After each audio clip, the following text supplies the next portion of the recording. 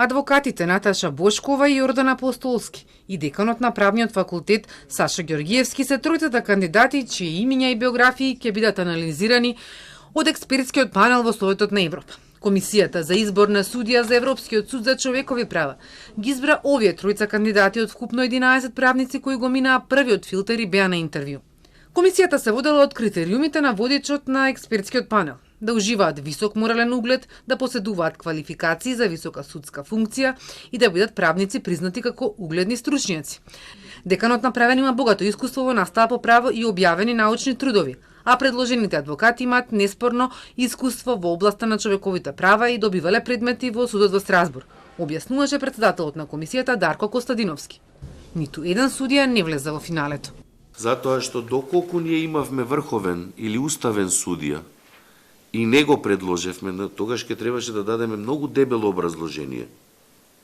Ја разбирате поентата, не јас, не комисијата, него стандардите во Страсбург на некој начин ги исклучуваат пониските судии. Имаше поранешен уставен судија или само затвилни? Имаше поранешен, точно е, да. Но одлуката на комисијата беше таква каква што ја кажав.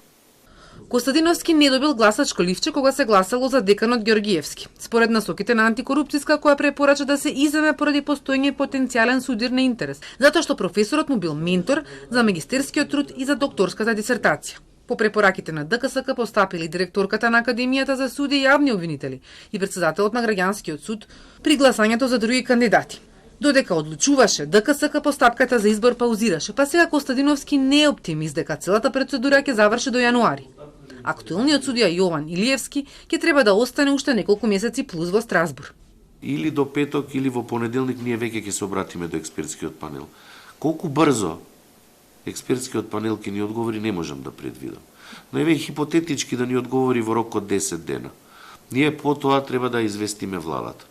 Откако ќе известиме владата, владата треба формално да ги предложи трите кандидати, доколку добијат позитивно светло од експертскиот панел, до комитетот.